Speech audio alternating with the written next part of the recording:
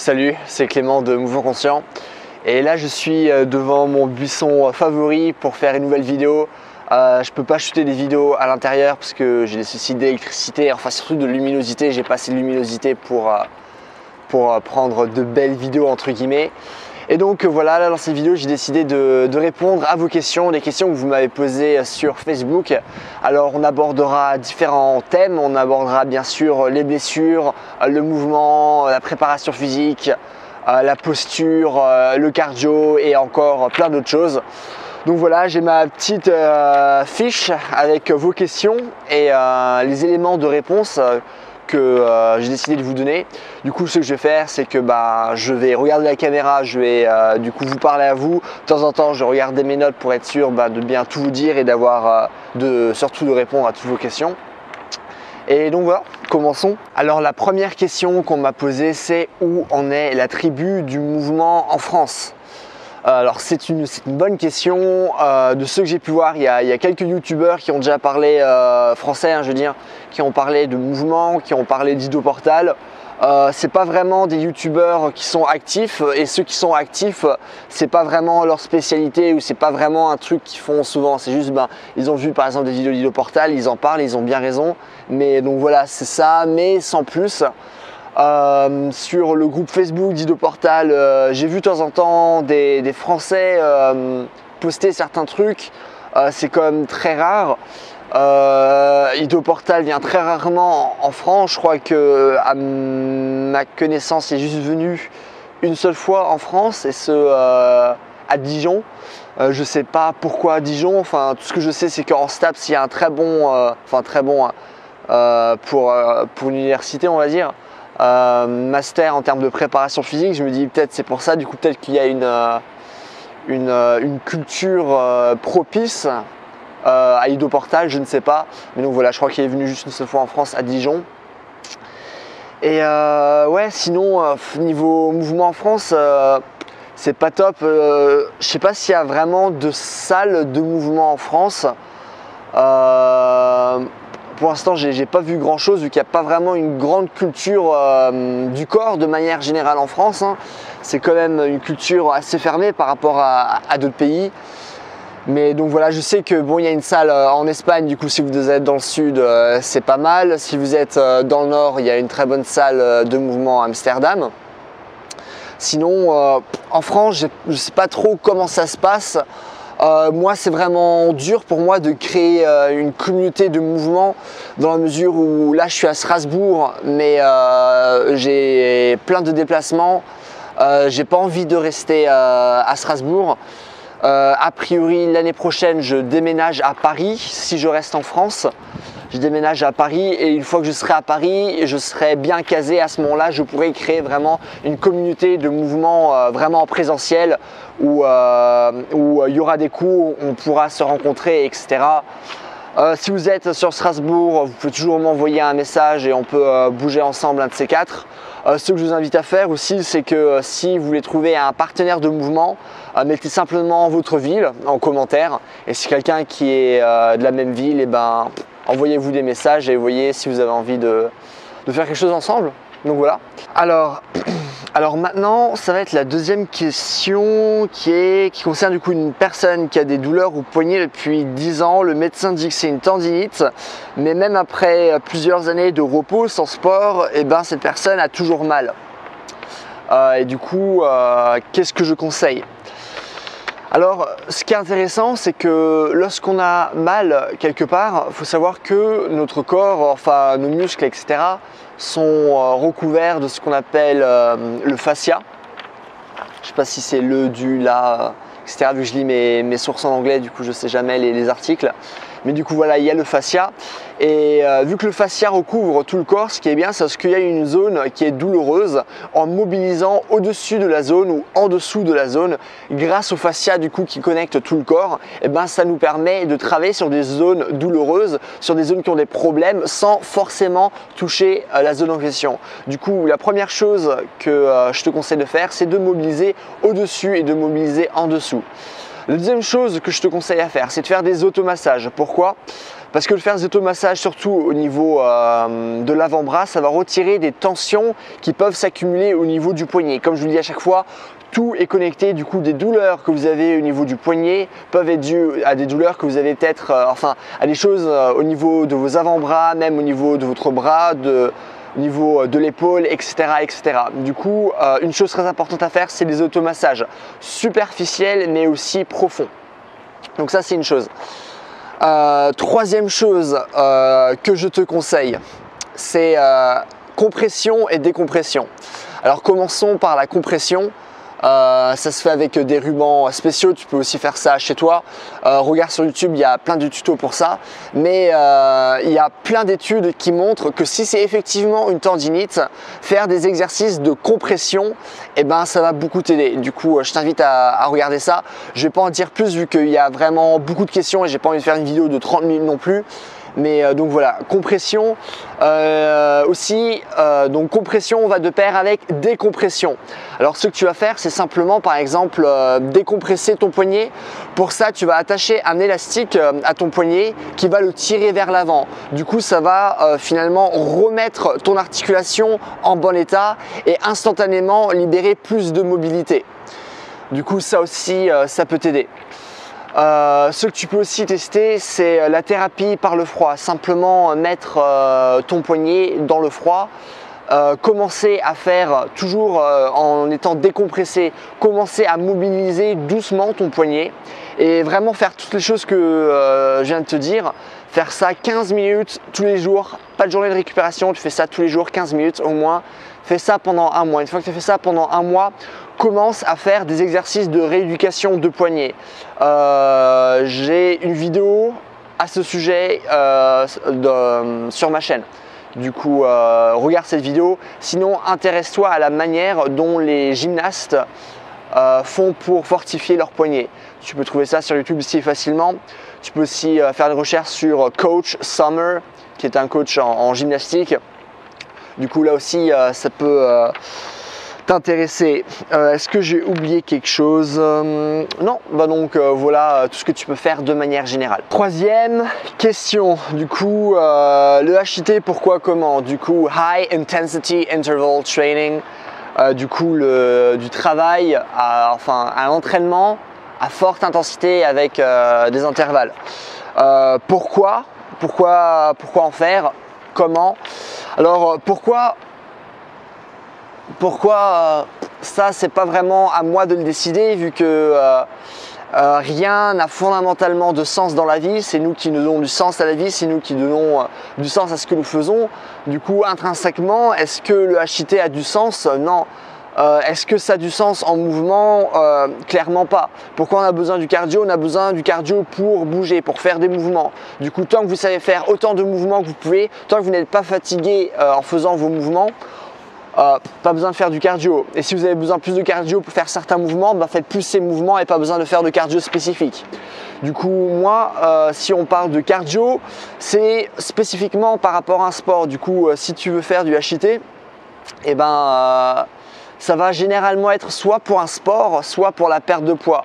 Pour un sport, ça va être notamment intéressant pour les sports de petit terrain où justement avoir de l'intensité, vu que les HIIT, du coup, c'est à forte intensité. Généralement, on travaille ça avec des périodes de sprint et des périodes de repos. Du coup, c'est vachement intéressant pour les sports de petit terrain. C'est aussi intéressant pour des préparations physiques même plus grandes. Pour des grands terrains par exemple, ou même de temps en temps pour des grandes courses de cardio, mais juste par petits cycles comme ça, mais ce ne sera jamais un corps de séance.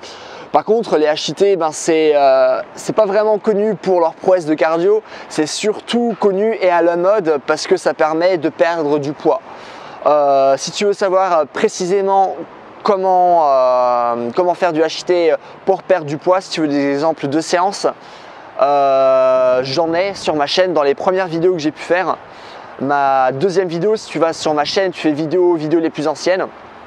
Je crois que c'est la deuxième ou troisième vidéo que j'ai pu faire, qui s'appelle genre comment perdre du poids, arrêtez vos conneries, comment réellement perdre du poids, un truc comme ça. J'ai aussi fait une deuxième vidéo où on me voit faire la séance qui s'appelle genre perte de graisse agressive, un truc comme ça. Je crois que c'est les 2 seules vidéos que j'ai pu faire sur ma chaîne sur la perte de poids et où je parle justement de ce genre d'exercice. Donc voilà. 4e question, alors les meilleurs exos pour avoir une bonne posture. Alors ça c'est compliqué, pourquoi? Parce qu'il n'y a pas simplement une seule mauvaise posture, il y a plusieurs types, de manière très schématisée généralement, il y a 3 types de postures bien définies, mais dans les faits il y en a beaucoup plus. Et donc c'est vraiment dur de dire spécifiquement qu'est-ce que tu dois faire. Cependant, il y a quand même des lignes directrices que je peux te donner, que j'ai marquées là. Du coup, généralement, lorsque vous avez des problèmes de posture, c'est soit parce que vous avez des fesses qui ne sont pas assez fortes, soit parce que vous avez les fléchisseurs de vos hanches qui sont beaucoup trop tendus. Hello le petit psoas. Vous avez des abdos qui ne sont pas assez forts. Généralement, le bas, il est très déséquilibré par rapport au haut des abdominaux. C'est aussi pourquoi beaucoup de personnes font plus de crunch qu'ils ne travaillent le bas de leur abdos. Et du coup, le bas des abdos n'est pas assez fort, le haut des abdos n'est également pas assez fort et en plus, souvent, il est trop tendu. Il est trop tendu et crispé, c'est pour ça que vous avez aussi tendance à avoir la position de troll et à être trop en avant. Du coup, ça c'est une chose. Une autre chose, souvent aussi les pecs sont trop tendus. Les pecs sont trop tendus et le haut de votre dos n'est pas assez fort. C'est pour ça que vous avez les épaules en avant. D'ailleurs, lorsque je disais qu'un des problèmes au niveau de la posture, désolé, il y a une voiture qui démarre, qu'un des problèmes au niveau de la posture, c'est d'avoir des fesses qui ne sont pas assez fortes. Pourquoi? Parce que lorsque vos fesses ne sont pas assez fortes et lorsque vos abdos ne sont pas assez forts, et bien ce qui va se passer, c'est que c'est votre dos, par exemple, qui va prendre les chocs. Et du coup aussi lorsqu'on a les fesses qui ne sont pas assez fortes, on a tendance aussi à trop reculer en arrière avec notre dos et du coup à avoir mal. Et voilà. Et aussi dernièrement, l'avant du cou est généralement pas assez fort et c'est pour ça aussi qu'il y a toujours votre cou qui part trop en avant. Bien sûr, c'est plusieurs choses en même temps. Vous n'allez aussi pas forcément, comment dire, pas forcément tout ce que je vous dis là maintenant va vous concerner. Là, je vous dis bien sûr tout de manière générale, puisque comme je vous l'ai dit, il y a différents types de mauvaises postures. Mais donc voilà, du coup, quoi faire comme exercice? Des exercices qui travaillent ce que je viens de te dire. Est-ce que l'exercice est vraiment important? Non, pourquoi? Parce que lorsque tu fais des exercices pour améliorer ta posture, tout ce que tu fais, c'est juste, tu prends un médicament pour ne plus avoir mal, mais tu ne vas pas à la source du problème pour le résoudre. La source du problème, c'est que tout le monde est trop longtemps assis, trop longtemps dans la même position. Et du coup, arrêtez d'être assis. C'est pas parce que je vous dis il ne faut pas être assis qu'il faut être debout. Si vous êtes toujours debout, c'est mauvais. Si vous êtes aussi toujours en full squat, c'est mauvais. Il faut avoir un mode de vie actif. Il faut essayer de garder une bonne posture lorsque vous êtes toujours dans une mauvaise position, lorsque vous êtes toujours dans une position que vous tenez longtemps. Et donc voilà, du coup, si tu veux un exercice à faire, arrête de t'asseoir, sois beaucoup plus dynamique et tu verras que ça marchera pour tous les problèmes de posture. Alors, la dernière question, c'est une question en 2 parties. Alors, du coup, la personne me demandait, par rapport à une personne de 60 ans qui a de l'arthrose et qui a des problèmes de ménisque, comment faire? Alors, j'ai déjà fait une vidéo sur ma dernière FAQ, sur comment faire du sport lorsqu'on a plus de 60 ans. Mais du coup, par rapport au problème, je crois que c'est un de tes clients qui a ce problème, ou c'est toi, je me souviens plus par rapport à ta photo de profil. Mais hop, il y a du vent, j'arrive pas à tenir ma feuille. Alors du coup, premièrement, ça va être décompresser l'articulation. Comme j'avais dit, avec le poignet ou avec un élastique qui va être attaché avec un poteau, qui va être attaché au poignet, qui va tirer le poignet vers l'avant pour décoincer finalement le poignet. Il faudra faire ça avec toutes les articulations parce que les articulations doivent de nouveau être dans une bonne position. On est toujours beaucoup trop compressé, notre dos est compressé, toutes nos articulations sont compressées et ça c'est d'autant plus le cas parce qu'on a 60 ans, on est beaucoup trop tassé. C'est pour ça que à cet âge, énormément de personnes ont des problèmes de mobilité. Et du coup, avant de faire du travail de mobilité, il faut réinstaurer la mobilité normale, réinstaurer l'articulation, la remettre dans une bonne position. Du coup, là je l'ai donné un exercice pour le poignet. J'en parle davantage dans mon programme. Kelly Starrett en parle dans son livre Becoming a Supple Leopard, qui je crois a été traduit aussi en français là maintenant. Du coup, Kelly Starrett si vous voulez en savoir plus. Du coup voilà, décompresser, remettre l'articulation en place. mobiliser au-dessus et en dessous des zones douloureuses parce que comme je l'ai dit, je pars du fascia, tout est connecté. Du coup, en travaillant au-dessus et en dessous, on arrive à mobiliser des zones qui sont douloureuses ou des zones qu'on ne peut pas travailler normalement. Restaurer une mobilité complète. Alors là, on peut parler du travail de Pavel Tsatsouline, qui est beaucoup plus connu pour son travail de préparation physique, mais qui a dit des choses aussi intéressantes sur la mobilité. Quelle est une des idées principales de Pavel Tsatsouline? C'est le travail de tension. Ce que je vous dis à chaque fois, c'est que si maintenant je curle comme ça juste un crayon, ou si maintenant je prends un poids de 20 kg, lorsque je vais soulever un poids de 20 kg, mes muscles vont beaucoup plus gonfler, vont beaucoup plus se contracter. Pourquoi?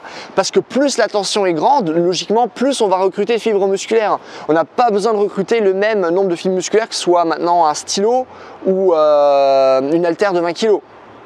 Qu'est-ce que ça veut dire? Ça veut dire que plus vous êtes capable de créer de la tension avec votre corps, plus vous êtes capable de générer de la force. Du coup, plus je contracte mon corps, plus je génère de la tension, plus je génère de la force.